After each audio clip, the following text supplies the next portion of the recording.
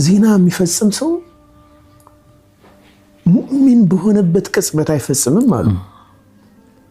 ምን ማለት ነው? በዛ ሰዓት ላይ የሆነ ቀልቡ ተሸፍኖበታል። ኦኬ ልክ እንደውም ዑለማዎቹ ይህንን ሲተነትኑ ምን ይላሉ? ኢማኑ የሆነ ቦታ ተነስቶ ያን ፈጽሞ ሲጨርስ ነው የሚመለስለት ምናምን ብለው እንዲሁ ሲምቦሊክ እንትኑን ለማሳየት ይሞክራሉ።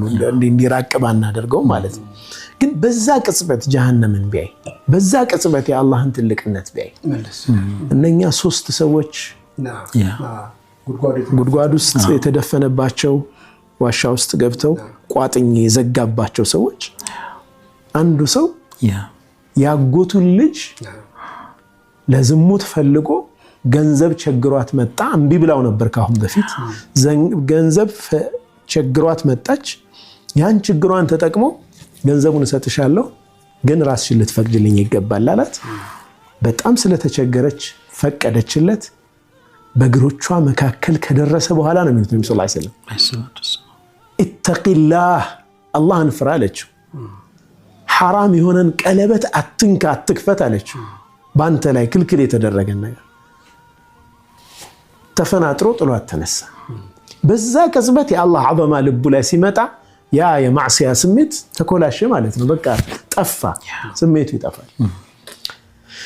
እንዳልከው ነው የሆነ ሰው የሆነ አይነት ወንጀል ውስጥ ይገባና ግን ክሊክ አድርጎት እንደገና የሚባንንበት ይሄ ኢማም ኢብኑ አልቀይም ረሕመቱላሂ ዐለይህ የመጀመሪያው ወደ አላህ የሚደረግ ጉዞ ላይ መንዚለቱል የቅዛ ነው ብለዋል። አስታውሳላችሁ? መባነን መበርገግ ኢንዚዓጁል ቀልቢ من رقدة الغفلة كغفلة كمزناقات ጥልቅ እንቅልፍ ልብ በርግጎ ሲነሳ ማለት ነው። ይሰውዬ ልቡ በረገገች ከዛ ገፍላ ወጣ።